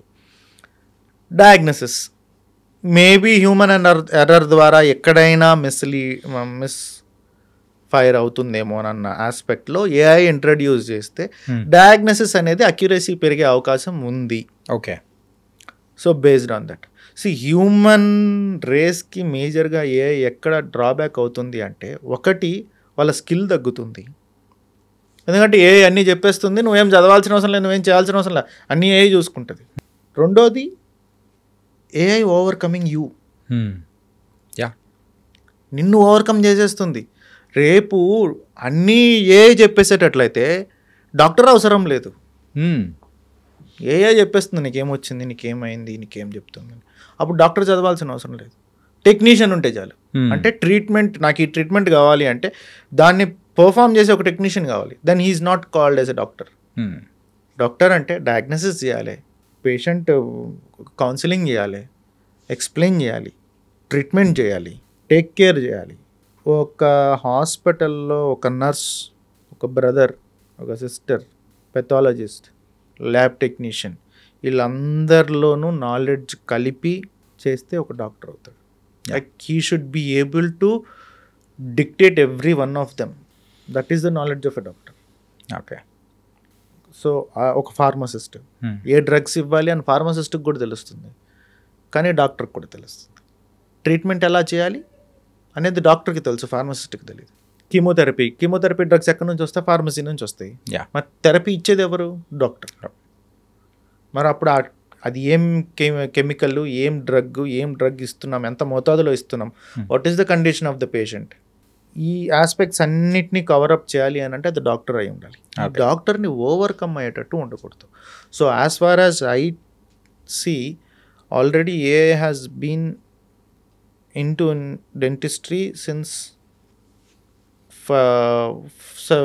10 years నుంచి, లైక్ ట్రైల్స్లో ఉండింది, ఇప్పుడు కొద్దిగా వచ్చింది. So detecting the some nerves and blood vessels, లేకపోతే డయాగ్నోసిస్లో కానీ వాటిల్లో. బట్ ల్యాబ్ పరంగా అంటే పళ్ళు తయారు చేయటంలో కానీ అవుట్పుట్ ఇవ్వడంలో, యాజ్ ఐ టోల్డ్ యూ, పేషెంట్కి అవుట్పుట్ ఎలా వస్తుంది ఆ ఆస్పెక్ట్స్ చూపించడంలో AI is helping dentistry a lot. Okay, ఇంతకుముందు పళ్ళు నీకు ఫిక్స్ చేసిన తర్వాత ఎలా ఉంటుందో తెలీదు, బట్ నౌ పేషెంట్కి within snap of second you can show patient నీ అవుట్కమ్ అంతా ఇది అయిపోయిన తర్వాత ఇలా ఉండబోతుంది. ఆ టెక్నాలజీ అనేది వైడల్ రోల్ అనేది కూడా ప్లే చేస్తుంది మరి, అంతే కదా. ఇప్పుడు నాకు ట్రీట్మెంట్ చేయించుకున్న తర్వాత నేను ఎలా ఉంటుందో తెలుసుకోవాలి ఆతృత ఉన్నప్పుడు నాకు ఏ helps me a lot. Okay, doctor చెప్పారు ఇలా చేయించుకుంటే ఇలా వస్తుంది అవుట్పుట్ అనేది. That aspect obviously is helping a lot. And 3D printing, 3D printing అయితే రీసెంట్ టైమ్స్లో బాగా వింటున్నాను కూడా. ప్రతి చిన్న వస్తువుని 3D ప్రింట్ చేసుకుంటున్నారు. రేపు చూడండి ఇన్ ఫ్యూచర్ నువ్వు మైక్ స్టాండ్ కొనాల్సిన అవసరం లేదు, you can print it in your home. ఈ లైట్ స్టాండ్ 3D ప్రింట్ చేసుకునే పరిస్థితి వస్తుంది. అలా అయిపోయింది ఇప్పుడు పరిస్థితి. And it's a good sign that at least you are reusing the materials. Like ఇప్పుడు ప్లాస్టిక్ బాటిల్స్ ఉన్నాయి, దాన్ని మనం రీయూజ్ చేసుకుంటున్నాం. రీయూజ్ చేసుకోగలుగుతున్నాము అంటే because of 3D printing. Right, biodegradable కాదు కదా, but we can at least reuse it. Right. 3D printing technology డెంటిస్ట్రీలో ఎలా హెల్ప్ అవుతుంది అని అంటే printing the tooth structures, caps, లేకపోతే టూత్కు సంబంధించిన కొన్ని ఆర్పిడీస్ కానీ లేకపోతే క్రౌన్స్ని కానీ ఇప్పుడు 3D ప్రింట్ చేసుకుంటున్నారు. Okay. We're starting a dental clinic soon in Hyderabad, కాజాగూడలో. ఓకే. సో ఈ ఆస్పెక్ట్లో I'm looking towards introducing AI into my clinic and 3D printing into my clinic so that I can easily పేషెంట్స్లోకి dental ట్రీట్మెంట్ని ఎక్కువగా తీసుకెళ్ళగలిగి like easy way of treating patients అనేది తీసుకెళ్ళాలనేది నా intention. 100% in next 10 years AI will take over the dentistry in like anything. Super bro. అంటే future ఎలా ఉండబోతుంది కూడా మీరు చాలా future is gonna be bombarding for dentistry. Okay. I really tell people to choose dentistry as their profession because బయట చాలామంది డెంటిస్ట్రీని తక్కువగా మాట్లాడడము, డెంటిస్ట్రీని చాలా చిన్న స్కేల్ ఆఫ్ ప్రొఫెషన్గా చూడడం అనేది చాలా ఎక్కువగా ఉంది. But it is not. నేను లక్షలు సంపాదించాను అంటే, నేను కోట్లు సంపాదించాను అని అంటే, ఈరోజు నేను ఈ స్థాయిలో కూర్చొని మాట్లాడగలుగుతున్నాను అని అంటే dentistry has made me to do this. Wow. I earned a lot of money through dentistry. Yes, I can say it. As a యాక్టర్గా ఉన్నప్పుడు ఎక్కువ సంపాదించారా? That is what I can say 50-50. Okay. Because I work 15 days on my dentistry and 15 days on acting career. I put my 15 days of my time on acting career and 15 days on my dentistry. Yeah. Based on my appointments na shooting time అది. కానీ నాకు acting ఎంతగా అయితే సంపాదించి పెట్టించిందో అంతగా నా dentistry కూడా సంపాదించి పెట్టింది. నా ఫ్రెండ్స్ చాలామంది ఒక డెంటిస్ట్రీ మీదనే ఉండి సంపాదించుకోలేకపోయారు. Because I explore my self every time. Okay. నేను నా బియాండ్ ద లిమిట్స్ ట్రై చేస్తాను. ఒక ట్రీట్మెంట్ చేయడానికి ఓకే, నా ట్రీట్మెంట్ నేను ఇది చేయలేకపోతున్నానా, I will study on it. నేను ఇది చేయొచ్చా అని ఫస్ట్ ఆలోచిస్తాను. ఇఫ్ ఐఎమ్ ఏబుల్ టు, నాకు యాక్సెస్ ఉంది, నేను ఇది చేయొచ్చు, ఎథికల్గా నేను ఇది చేయొచ్చు డెంటిస్ట్రీలో అనుకున్నప్పుడు నెక్స్ట్ ప్రాసెస్ ఏంటి, నాకు ఇది ఎవరు నేర్పించలేదు, నాకు ఈ అడ్వాన్స్డ్ టెక్నిక్ ఎవరు నేర్పించలేదు, ఎక్కడ నేర్చుకోవచ్చు, ఆ అడ్వాన్స్డ్ టెక్నాలజీ ఎవరి దగ్గర నుంచి నేర్చుకుంటే నేను బాగా నేర్చుకోగలుగుతాను, నేర్చుకొని ఏ పేషెంట్ మీద నేను చేయగలిగితే సూటబుల్ పేషెంట్ ఎవరు, ఈ ప్రాసెస్లో నేను డైలీ ఎవాల్వ్ అవుతున్నా డెంటిస్ట్రీలో.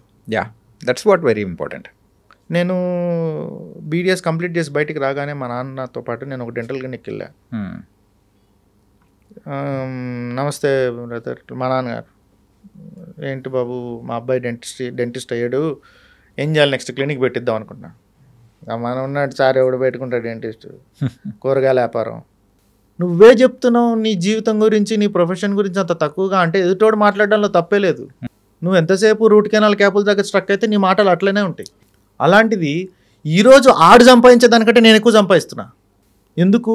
ఇట్స్ నాట్ అబౌట్ నేను ఎక్కువ ఛార్జ్ చేస్తున్నానని కాదు, అతని దగ్గర వస్తున్న పేషెంట్ల కంటే నా దగ్గర వస్తున్న పేషెంట్లు ఎక్కువ. ఎందుకు అంటే నేను అలా డెలివర్ చేశాను మరి కేసెస్, నేను అలాంటి అవుట్పుట్ డెలివర్ చేశాను, ఎంతోమందికి ఇండస్ట్రీలో ఉన్న ఆర్టిస్టులకు చేశాను. అండ్ నెక్స్ట్ మళ్ళీ సీరియల్స్ ఆర్ సినిమాస్ ఏమన్నా మేము చూడొచ్చా? Most probably like I'm thinking of not going in to serial stuff. అంటే ఇంకా కంప్లీట్గా ఈ ప్రొఫెషన్ వైపే ఉండాలండి? I'll never lose that 15 days. Yeah. I will be there in the industry. ఒక మంచి ప్రాజెక్ట్ కోసం చూస్తున్నాను. ఓకే. లేదా I have other plans of starting a production. Maybe production start చేయాలని నాకు ఒక ఆశ అయితే ఉంది. Most probably I might do it, but I don't know how when it is gonna happen. But not serials. Okay. I don't see any అంటే growth in serials నాకైతే పెద్దగా ఏం. అప్రాక్సిమేట్లీ ఒక 8, 9, 10, 8 serials I have done. Main లీడ్గా అంటే first serial నేను main lead అసలు కాదు. I'm a character artist. So after that God has given me good options or opportunity or whatever you give me, you tell me. I have chose it and lead గానే చేసుకుంటూ వచ్చాను. By God's grace నన్ను జనాలు మంచిగా accept చేశారు. I hope I have given them good vibe. మీకు turning point అంటే ఏ serial చెప్తారు బ్రో? పీపుల్లోకి కూడా బాగా రికగ్నైజ్ అంటే దాంట్లో ఒక స్టేజెస్ ఉన్నాయి. See turning point is first serial. ఎలా? Opportunity. That is a major turn. ఎందుకంటే హీరోగా వచ్చాను అంటే నెక్స్ట్ సీరియల్ ఆబ్వియస్గా హీరోగా వచ్చింది. కానీ ఆ ఫస్ట్ ప్రాజెక్ట్ హీరోగా రావడం అనేది ఇట్స్ ఎ గ్రేట్ థింగ్. ఆ ఆస్పెక్ట్లో నన్ను టర్న్ చేసింది ఫస్ట్ సీరియల్ వచ్చినా కూడా ఆ grip on acting or fame usually first సీరియల్తో రాకపోవచ్చు. ఎందుకంటే నా పర్ఫార్మెన్స్ కూడా compare to now that time it was low. అలాగా నెక్స్ట్ సీరియల్ ఏమొచ్చింది, 4 స్తంభాల ఆట అయిపోయిన తర్వాత Raavoyi Chandamama has made me to learn acting in a proper settled manner. ఎలా చేయాలి, ఏం చేయాలి. బికాస్ సెకండ్ సీరియల్కి వచ్చేసరికి నేను solo hero. I'm the one who has to drive the story. Right. నేను ఏమాత్రం మిస్బ్యాలెన్స్ అయినా కూడా, ఇంబ్యాలెన్స్ అయితే నేను వెళ్ళిపోతాను. క్యారెక్టర్ మిస్ప్లేస్ అయిపోతుంది. దాన్ని మేనేజ్ చేసుకుంటూ వచ్చాను. It gave me some good mileage. దాని తర్వాత ఆబ్వియస్లీ గుప్పెడంత మనసు కాంట్రవర్షియల్గా అయ్యి ఆ కాంట్రవర్సీ టర్న్ చేసి అది ఎక్కడెక్కడికో వెళ్ళి మను క్యారెక్టర్ మంచిగా జనాల్లోకి వెళ్ళి everybody loved my acting. Right. So that also gave me a good vibe. ఏదో కాంట్రవర్షియల్ థింగ్స్ ఏవో జరిగినాయి కానీ అపార్ట్ ఫ్రమ్ దట్ చాలా మంచి గుర్తింపు ఇచ్చింది నాకు ఆ Manu character. Because I still feel proud for that character because I'm able to do it. I have done it. Previous artist ఏదైతే ఎస్టాబ్లిష్ చేశాడో అది చాలామంది ఇప్పుడు చాలా ఫ్యాన్ గొడవలు జరిగినాయి మధ్యలో. సీరియల్స్ విషయంలో అన్ప్రిడిక్టబుల్ టు ఉంటాయి అన్నమాట. సో ఫ్యాన్ గొడవలు అనేది నేను ఫస్ట్ టైం నా లైఫ్లో ఎక్స్పీరియన్స్ అయినాను. ఇటువైపు నా ఫ్యాన్స్ తిట్టి, అటువైపు వాళ్ళ ఫ్యాన్స్ తిట్టి, అరే మీరు ఎందుకు తిట్టుకుంటున్నారు నాకు అర్థం కావట్లేదు. మేము చక్కగానే ఉన్నాము. నేను ముఖేష్ చాలా చక్కగా ఉన్నాం. మధ్యలో వీళ్ళు ఎందుకు అంత aggressive? Okay, you have emotion towards us. ఒకరినొకరు డామినేట్ చేసుకోవడం it's a good thing to be frankly telling. But అది డైవర్ట్ అయిపోవడం, ఇన్ఫ్లుయెన్స్ చేసాడు అది ఇది అని ఏవో కాన్సెప్ట్స్ రావడం అండ్ యూజింగ్ బ్యాడ్ వర్డ్స్ అని each other, that is not good. ఒకరి మీద ఒకరు పచ్చిగా మాట్లాడుకోవడం it's not good. It's not a healthy nature of lifestyle. అది ఎక్స్ట్రీమ్కి వెళ్ళిపోవడం. ఈవెన్ దో అది వెళ్ళినా కూడా మను క్యారెక్టర్ నాకు మంచిగా వెయిటేజ్ ఇవ్వడం. I have to appreciate, I have to give this credit to Kumar director. Kumar గారికి ఇవ్వాలి, నన్ను చూస్ చేసుకున్న భూమి క్రియేషన్స్కి ఇవ్వాలి, ప్రొడ్యూసర్ గారికి ఇవ్వాలి. Because they are the people. I never అంటే ఛానల్ సైడ్ నుంచి నాకు పెద్దగా పెద్ద ఇదేమీ లేదు. I don't have any contacts with the Maa TV or channel తరపున నాకేం పెద్దగా I don't have any deep connections with them. So I always give credit to the producer and the director. And so ఈ serials కానీ okay and ఇన్ని serials చేశారు and you are very well known to the people, everything is cool. Bigg Boss side నుంచి ఎప్పుడైనా offer రావడం కానీ ఎప్పుడు రాలేదా? బేసికల్లీ నాకు కూడా పెద్ద ఇంట్రెస్ట్ లేదు Bigg Boss. Okay. I'm not a guy who really నాకు అనిపించదు నేను వెళ్ళాడు మంచిగా పర్ఫామ్ చేస్తానని. I feel it is performance only. I'm aggressive guy. frankly telling. I'm too aggressive. I cannot hold my emotions too much. Okay. Particularly anger. I cannot control it. అంటే control it అంటే ఓపిక పట్టినంత వరకు పడతాను. If once I burst it's gonna B extreme thing. విధ్వంసం అంటారు. My college friends note. Okay. విధ్వంసం అంటే మామూలుగా ఉండదు. I don't think of anything once I get burst. Okay. But అప్పటిదాకా గమ్మని ఉంటాను. But once I burst I cannot hold it back. So it is not a suitable platform for me. Okay. Couple of times నాకు చేస్తారా అన్నట్టు ఒక it's not, I cannot say వాళ్ళు ఇచ్చేసారని నేను చెప్పాను. చేసే ఆలోచన ఉందా, we can work it out అనేట్ అన్న థాట్ ప్రాసెస్ ఇచ్చారు. కానీ but maybe at that point of time I'm not interested. Okay. And I don't want to showcase my personal things or my personal nature or whatever on national television. Okay. Because నాకంటూ ఒక personal thing ఉంటుంది, అది నా వరకు ఉంటే చాలు. నేను ప్రపంచం మొత్తానికి చూపెట్టాల్సిన అవసరం లేదు. ఆ పర్సనల్ ఆస్పెక్ట్ లేకపోతే లైఫ్లో మజా ఉండదు. అందరికీ అన్నీ చూపించేస్తే ఇక నేనేముంటాను, పబ్లిక్ ప్రాపర్టీ మెట్రో పిల్లర్ లాగా. ఏదైనా కానీ గుప్పెట్లో దాచిపెట్టుకున్నంత వరకే, వదిలేసామంటే అయిపోయింది. ఇక ఏముండదు. ఆడు ఎట్లా బిహేవ్ చేస్తాడు. రెండోది నేను చాలా ఇంట్రెస్టింగ్గా ఒక ఫ్యాక్ట్ చెప్తాను. ఆర్టిస్ట్ లేదా సెలబ్రిటీ అనేవాళ్ళు ఎంత సెక్యూర్డ్గా, ఎంత తక్కువగా బయటకి ఎక్స్పోజ్ అయితేనే వాళ్ళ ఆ క్రెడిబిలిటీ అంత హై ఉంటుంది. ఓకే. బికాస్ ఒక ఆర్టిస్ట్ ఇంట్లో ఎలా ఉంటాడు, బయట ఎలా ఉంటాడు, వాళ్ళ సర్కిల్లో ఎలా ఉంటాడు అన్నీ చెప్పేసామనుకోండి, ఎవరికి ఆ క్యూరియాసిటీ ఉండదు వాళ్ళ లైఫ్ మీద. ఓకే. అవునా, ఇప్పుడు నువ్వు కూడా నాకు తెలిసి అనుకుంటావు ఎన్నోసార్లు, చిరంజీవి లాంటి పెద్దవారు ఇంట్లో ఏం తింటుంటారు? సమ్టైమ్స్ ఏంటి వాళ్ళు కూడా దోశలే తింటారా, ఇడ్లీలే తింటారా? ఇంత గొప్పవాళ్ళు, అంత పై స్థాయిలో ఉన్నోళ్ళు, డబ్బున్నోళ్ళు ఏంటి అవే తింటారా? ఎందుకు ఆ క్యూరియాసిటీ వస్తుంది? Because usually they don't shot. Chiranjeevi garu పోయి చిన్న బిర్యానీ వండుతున్నారు, ఒక చిన్న ఫుడ్ ఐటమ్ ఏదో చేస్తున్నారు అంటే ఇట్స్ అ గ్రేట్ థింగ్. చేయడానికి 10 మంది ఉన్నారు, అయినా కూడా ఆయన చేస్తున్న దాన్ని ఎందుకు మనం గొప్పగా చూస్తాము అని అంటే he kept it his personal life to his extent. వాళ్ళ ఫ్యామిలీకి వాళ్ళకి సూపర్ బ్రో. అంతే కదా. ఇప్పుడు ఏం మీ ఇంట్లో మీ ఫాదర్ మీద నువ్వు చేసుకొని కూర్చోవచ్చు, కాలేసుకొని కూర్చోవచ్చు, అది నీకు మీ ఫాదర్కి ఉన్న బాండింగ్. అలాగే చిరంజీవి గారి ఇంట్లో వాళ్ళ పిల్లలతో ఎలా ఉంటారనేది వాళ్ళ బాండింగ్, అది ఆయన బయటకు చూపించుకోవాల్సిన అవసరం లేదు. అలాగే ఏ ఇండివిజువల్ అయినా కూడా తన పర్సనల్ లైఫ్ని టూ మచ్గా బయటకు చూపించుకోవాల్సిన అవసరం లేదనేది నా intention. Okay. So that is why I'm my activity is very limited in social media. And it was very nice bro. And బోల్డెన్ విషయాలు అనేది మాట్లాడుకున్నాము. టైం ఎలా అయిందో కూడా తెలియకుండా అయిపోయింది. అండ్ ఇది ఈ పాడ్కాస్ట్ ద్వారా it's very informative to the people about the overall health and everything, and పెరుగుతున్న టెక్నాలజీ గురించైనా కానీ.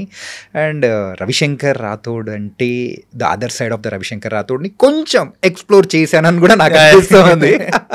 So thank you nice sir. నీ పాడ్కాస్ట్ కూడా నాకు చాలా చక్కగా అనిపించింది. ఐ ఆల్వేస్ అందుకనే చెప్తాను, నేను పాడ్కాస్ట్ స్టార్ట్ అయ్యేటప్పుడు కూడా చెప్పిన, don't concentrate on the treatment procedures. పేషెంట్కి నేను ట్రీట్మెంట్ ఏం బెటర్ చేస్తాను ఏం అవన్నీ అవసరం లేదు. The general knowledge of the dentistry is much needed for the people. Even they should know like అసలు డెంటిస్ట్రీ అంటే ఏముంది, దాంట్లో ఇంకా ఏమీ ఎక్స్ప్లోర్ చేయాలి, బయట తెలియనివి ఎన్ని ఉన్నాయి, మనల్ని ఎవరైనా మిస్లీడ్ చేస్తున్నారు అని అంటే మనకు ఫస్ట్ నాలెడ్జ్ ఉండాలి. మనకు నాలెడ్జ్ లేకపోతే పక్కనోడు మిస్లీడ్ చేస్తున్నాడు లేదని తెలీదు. So I request everybody to know and get some knowledge on dentistry before getting treated. And dentistry is a very vast subject. దాన్ని మీరు చాలా చిన్నదిగా అనుకోకండి, ఎందుకంటే చాలామందికి తెలియదు ఇది, అండ్ మిమ్మల్ని మిస్గైడ్ కూడా చేస్తుండొచ్చు. అంటే ఒక పాయింట్ చెప్పాలి అనుకుంటున్నాను, dentistry is not a smaller profession, it's a big profession. అందుకనే దాన్ని ఒక స్పెషాలిటీ అంటారు. ఈ సో కాల్డ్ అన్ఎడ్యుకేటెడ్ ఇడియట్స్ ఉంటారు కొంతమంది, డెంటిస్టులు డాక్టర్లు కాదు, ఇది కాదు అది కాదు అని చెప్పేవాళ్ళు. దాన్ని బట్టే తెలుస్తుంది వాళ్ళకి నాలెడ్జ్ లేదని. ఓకే. ఏదో మీడియాలోకి వచ్చేసి టక్కున మాట అనేసి దాన్ని మళ్ళీ సారీ చెప్పి ఏదో చెప్పడం కాదు. When you are giving a word in media you should know that what you are telling. Right. నువ్వు ఒక మాట అంటున్నప్పుడు కరెక్ట్గా బేరేజీ వేసుకొని చెప్పాలి. ఆవేశంలో చెప్పిన మాట కాదు కదా అది. నీకు నాకు గొడవ ఈ కోపంలో నేను ఒక తిట్టాను అని అంటే అది వేరే విషయం. ఇది ఆవేశంలో చెప్పిన మాట కాదు. అదేదో అంటారు చూడు, తట్టుకోలేక వచ్చిన బాధ అట్లాంటి ఒక ఉక్రోషంలో వచ్చేసింది అంటే జీర్ణించుకోలేక అన్న మాట అన్నట్టుంది అది. Okay. So I suggest every dentist, your great doctors, so you take your dentistry and practices to next level of, అంటే ఫ్యూచర్ ఎలా ఉండబోతుందో కూడా చాలా చక్కగా చెప్పారు. Next level of practice and dentistry is a very good subject, so take it to higher heights, unreachable heights. You can do it అని నేను చెప్తా ప్రతి డెంటిస్ట్కి. So it is up to them where they take it. Thank you Ravishankar bro. So it was Thank you, talking to you. Thank you very much. చెప్పాను కదా ఎలా అయిపోయిందో కూడా అర్థం కాలేదు. Nice and thank you so much for coming. Thank you very much. Yeah.